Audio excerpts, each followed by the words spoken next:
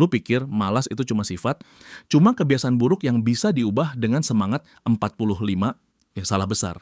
Kemalasan itu musuh lu yang paling licik. Dan gue jamin, selama ini lu kalah terus sama dia. Gue udah ngeliat ribuan orang jenius, skill dewa, potensi luar biasa. Tapi mereka mati di tempat. Bukan karena mereka bodoh, tapi karena mereka nggak ngerti kalau hidup ini adalah peperangan yang sesungguhnya. Gue kenal programmer yang bisa bikin AI sendiri.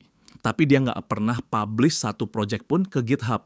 Gua kenal penulis yang tulisannya bagus, kayak Pramoedia Anantathore. Tapi dia cuma nulis di notes handphone yang nggak pernah dibaca siapa-siapa. Gua kenal desainer yang karyanya lebih bagus dari yang viral di Instagram. Tapi portfolionya kosong melompong. Kenapa semua ini terjadi? Karena mereka nyaman di zona malas yang mematikan itu. Ini kayak punya pedang paling tajam di dunia. Tapi lu nggak pernah berani keluar dari basement. Pedang lu itu cuma hiasan mahal yang nggak ada gunanya buat menang perang. Dan yang lebih menyebalkan lagi, mereka ngeluh kenapa hidup nggak berubah-ubah. Mereka bilang kenapa rezeki nggak datang, kenapa karir stuck, kenapa nggak ada yang menghargai skill mereka. Tapi mereka tetap aja nggak mau bergerak dari zona nyaman yang udah jadi kuburan itu. Ini bukan masalah skill, ini masalah mental warfare. Dan lu tahu yang paling tragis? Mereka punya semua senjata yang dibutuhkan buat menang. Mereka punya skill, mereka punya waktu, mereka punya kesempatan. Tapi mereka kalah sebelum perang dimulai. Karena nggak tahu strategi yang tepat. Makanya hari ini, gue bakal kasih lu peta peperangan lengkap. 3 medan perang yang harus lu taklukkan kalau lu beneran mau menang melawan kemalasan. Ini bukan motivasi kosong, ini strategi konkret yang udah terbukti ampuh. Hari ini gue nggak bakal ngasih motivasi kosong, kayak motivator TikTok yang cuma bisa bilang semangat terus. Gue bakal ngasih lu cetak biru peperangan yang akan hancurin musuh lu.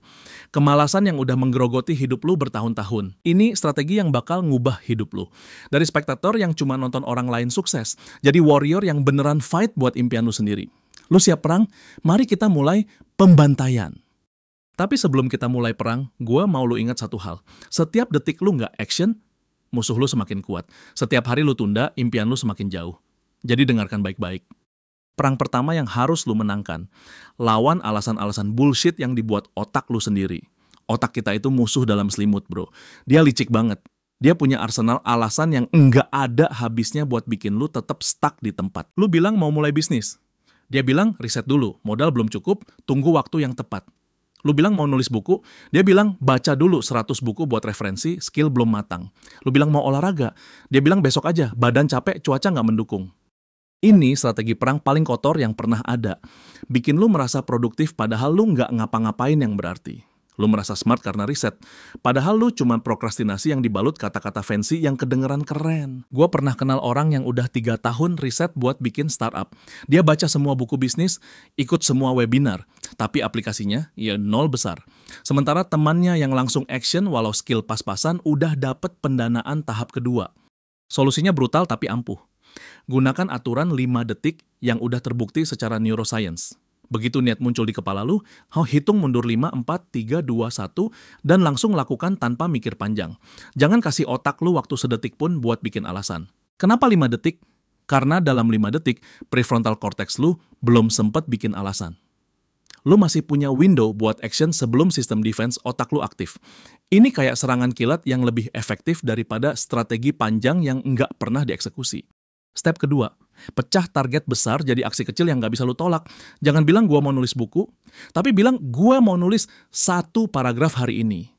Jangan bilang gua mau jadi YouTuber, tapi bilang gua mau rekam video 30 detik hari ini. Step ketiga, gunakan momentum. Begitu lu berhasil melakukan 1 aksi kecil, langsung lanjut ke aksi berikutnya tanpa jeda. Momentum itu kayak roket yang udah lepas landas. Jangan biarkan dia berhenti di tengah jalan karena gravitasi kemalasan akan narik lu balik ke bawah. Perang kedua yang lebih berbahaya. Lawan jenderal besar yang bersembunyi di balik topeng kemalasan yaitu ketakutan. Kemalasan itu cuma kedok. Di baliknya ada dalang yang jauh lebih besar dan lebih mengerikan. Rasa takut yang melumpuhkan. Takut gagal sampai nggak berani coba. Takut sukses karena takut nggak bisa maintain. Takut dinilai orang, takut dikritik, takut dibilang sombong, takut dibilang norak, takut keluar dari karakter yang udah orang kenal. Semua ketakutan ini jadi penjara mental yang lu buat sendiri. Lu takut main di medan perang karena lu takut mati. Lu takut mulai karena lu takut gagal. Tapi lu nggak sadar, di zona nyaman yang lu pikir aman itu, lu sudah mati perlahan-lahan tanpa lu sadari. Comfort zone itu kuburan mewah buat orang yang masih hidup. Gua pernah ketemu desainer grafis yang skillnya luar biasa. Dia bisa bikin logo yang lebih bagus dari studio besar. Tapi dia nggak pernah berani ambil klien karena takut nggak sesuai ekspektasi. Akhirnya skill dia cuma dipakai buat bikin poster arisan komplek. Step pertama buat menang, akui ketakutan lu dengan jujur. Jangan pura-pura berani. Bilang ke diri lu sendiri, gua takut, tapi gua akan tetap melakukannya meski takut. Ketakutan itu normal, bahkan warrior sejati pun takut. Bedanya, mereka action meski takut. Ketakutan itu seperti alarm palsu yang bunyi terus-menerus. Kalau lu terus dengerin, lu nggak akan pernah bergerak. Tapi kalau lu aksi meski alarm bunyi, lu akan sadar ternyata bahayanya nggak sebesar yang lu pikirin. Most of our fears are false evidence appearing real. Step kedua, fokus pada proses, bukan hasil. Kalau lu fokus ke hasil, lu akan selalu takut karena hasil itu di luar kontrol lu. Tapi proses itu sepenuhnya dalam kendali lu. Fokus on what you can control, ignore what you cannot. Step ketiga, cari feedback dari orang yang lu respect, bukan dari orang yang cuma bisa ngomong doang. Kritikan dari expert itu hadiah, bukan serangan. Terima kritikan kayak warrior yang nerima senjata baru buat upgrade kemampuan tempur lu. Perang ketiga yang paling menentukan kemenangan. Lawan inkonsistensi yang jadi pembunuh impian terbesar. Orang bodoh ngandalin motivasi yang naik turun kayak roller coaster. Orang pintar ngandalin sistem kebiasaan yang berjalan otomatis tanpa bergantung mood. Lu pikir satu ledakan semangat akan menangin perang? Lu pikir motivasi yang berapi-api akan bertahan selamanya? Enggak, motivasi itu kayak mandi. Efeknya sementara dan harus diulang terus. Kalau lu cuma ngandalin motivasi, lu akan kalah di hari-hari biasa ketika semangat lu lagi seret. Gue pernah lihat orang yang workout 2 jam setiap hari selama seminggu pas lagi termotivasi, terus nggak ngapa-ngapain selama sebulan karena burnout. Sementara ada orang yang cuma push up 10 kali setiap hari, setahun kemudian badannya jauh lebih bagus karena konsisten. Lu kayak prajurit yang punya otot besar tapi cuma mau latihan pas lagi semangat. Sementara kebiasaan itu kayak robot militer yang nggak peduli mood, nggak peduli cuaca, nggak peduli apapun, dia cuma eksekusi program yang udah diinstal dengan sempurna. Step pertama, membangun kebiasaan yang tak terkalahkan. Mulai dari yang paling kecil sampai lu nggak bisa bilang tidak. Jangan mulai dari jogging 5 km, mulai dari pakai sepatu olahraga. Jangan mulai dari nulis 1000 kata, mulai dari buka laptop dan nulis 1 kalimat. Kenapa harus sekecil itu? Karena otak lu nggak akan resist terhadap perubahan kecil. Small changes fly under the radar of resistance. Begitu kebiasaan kecil itu stick, lu bisa gradually increase intensity tanpa trigger sistem defense mental lu. Step kedua, never break the chain. Setiap hari lu berhasil melakukan kebiasaan kecil itu, anggap itu sebagai satu mata rantai. Goal lu adalah bikin rantai sepanjang mungkin tanpa putus. Rantai 100 hari jauh lebih powerful daripada workout intense 3 hari terus berhenti. Step ketiga, track progress lu dan rayakan small wins. Otak lu butuh dopamine hit buat maintain motivation. Setiap kali lu complete daily habit, kasih reward kecil ke diri lu. Ini bukan childish, ini neuroscience. Celebration creates positive association dengan habit yang lu bangun. Jadi ini dia blueprint peperangan yang akan mengubah hidup lu selamanya. 3 medan perang yang harus lu taklukkan kalau lu beneran serius mau menang melawan kemalasan yang udah menggerogoti hidup lu bertahun-tahun. Perang melawan alasan bullshit dengan aturan 5 detik dan action kecil yang immediate. Perang melawan ketakutan dengan acknowledge fear tapi tetap action, fokus pada proses bukan hasil, dan seek feedback dari yang expert. Perang melawan inkonsistensi dengan build small habits, never break the chain, dan celebrate every small win yang lu capai.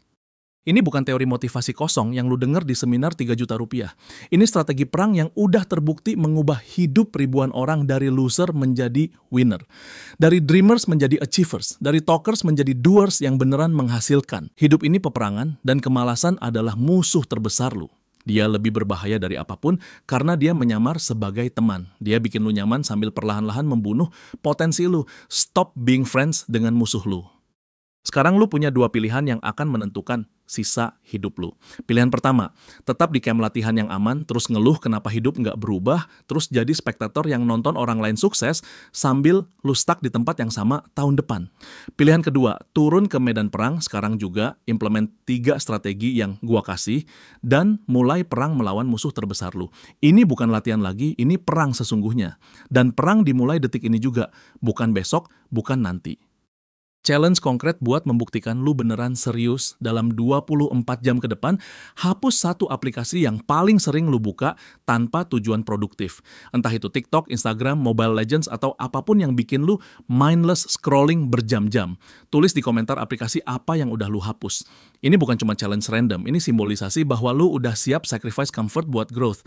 Kalau lu nggak berani hapus satu aplikasi, bagaimana lu mau menang perang melawan kemalasan? Warrior sejati, prove it with action, not just words.